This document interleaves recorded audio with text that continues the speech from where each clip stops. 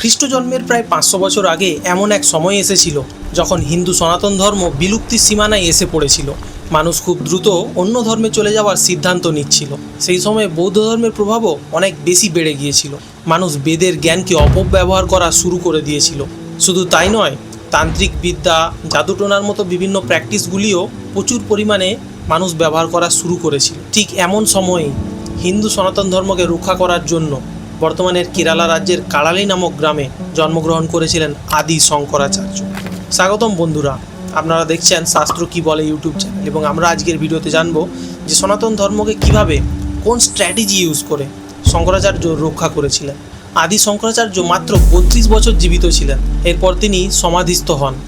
কিন্তু এই স্বল্প আয়ুতেই তিনি এমন কর্ম সম্পাদন করেছিলেন যা আপনি এবং আমি 1000 বছরেও করতে পারবো না। আদি শঙ্করাচার্য মাত্র 8 বছর বয়সে সম্পূর্ণ 4টি বেদ আয়ত্ত করে ফেলেছিলেন। 12 বছর বয়সে সমস্ত শাস্ত্রে, মানে হিন্দু ধর্মের সমস্ত শাস্ত্রে পারদর্শিতা অর্জন করেছিলেন। আর শুধু এইটুকুই নয়, 16 বছর বয়সে ওই সমস্ত শাস্ত্রের ওপর তিনি ভাষ্য লিখে ফেলেছিলেন। ভাষ্য মানে কমেন্টারি। এরপর তার জীবনের শেষ 16 বছর তিনি 4 বার ভারত ভ্রমণ করেছিলেন। ঠিক এই সময়েই হিন্দু ধর্মের দর্শনগুলিকে প্রচার করার জন্য ভারতের 4টি দিকে তিনি 4টি মঠের স্থাপনা করেন, এবং এই 4টি মঠকে 4টি আলাদা আলাদা বেদের সংরক্ষণ করার দায়িত্ব দেওয়া হয়। উত্তরে জ্যোতির্মঠ, পশ্চিমে দ্বারকা মঠ, দক্ষিণে শৃঙ্গেরি মঠ এবং পূর্বে গোবর্ধন মঠ। এই 4টি মঠ তিনি স্থাপন করেছিলেন। কিন্তু আদি শঙ্করাচার্য হিন্দু ধর্মের জন্য কি শুধু এইটুকুই করেছিলেন? একদমই না বন্ধুরা, ভিডিওটা শেষ পর্যন্ত দেখুন। তিনি আরও কী করেছিলেন জেনে আপনারা অবাক হবেন। বন্ধুরা, সেই সময় ভারতীয় সমাজে সন্ন্যাস নেওয়ার প্রচলন খুবই বেশি ছিল। অনেক বড় বড় রাজা এবং যোদ্ধারা তাদের রাজপাট ছেড়ে দিয়ে সন্ন্যাস নিয়ে নিতেন। এর ফলে বহিরাগত শক্তির জন্য ভারতকে আক্রমণ করা খুবই সহজ হয়ে যেত। এই বিষয়টি শঙ্করাচার্য গভীরভাবে উপলব্ধি করেছিলেন, এবং এই সংকট থেকে ভারতকে উদ্ধার করার জন্য 10 নামী সন্ন্যাস পরম্পরা প্রচলন করেন, যেখানে তিনি সন্ন্যাসীদেরকে 10টি পৃথক পৃথক শ্রেণীতে বিভক্ত করেন। বন, অরণ্য, গিরি, পর্বত, সাগর, তীর্থ, পুরী, আশ্রম, ভারতী, সরস্বতী, এই 10টি সন্ন্যাস প্রথা তিনি প্রচলন করেছিলেন। এর ফলে ভারতীয় সমাজে সবচেয়ে বড় যে পরিবর্তনটি আসে সেটা হলো মানুষ সন্ন্যাসের প্রকৃত অর্থ বুঝতে শেখে। আগে মানুষ ভাবত যে সন্ন্যাস নেওয়া মানে সব কিছু ছেড়ে দেওয়া, নিজের শখ আহ্লাদ, নিজের ইচ্ছা তো ছেড়ে দেওয়াই, এর সঙ্গে নিজের দায়িত্বটাকেও ছেড়ে দেওয়া। কিন্তু আদি শঙ্করাচার্যের এই 10 নামী সন্ন্যাস প্রথা চালু হওয়ার পর থেকে বড় বড় রাজা ও যোদ্ধারা যখন সন্ন্যাস নিতেন, তারা সন্ন্যাস নেওয়ার পরেও নিজের দায়িত্ব কর্তব্য কিন্তু ছেড়ে দিতেন না। আদি শঙ্করাচার্য জানতেন যে তিনি যখন থাকবেন না, হিন্দু সনাতন ধর্ম আবার সংকটের মুখে পড়তে পারে।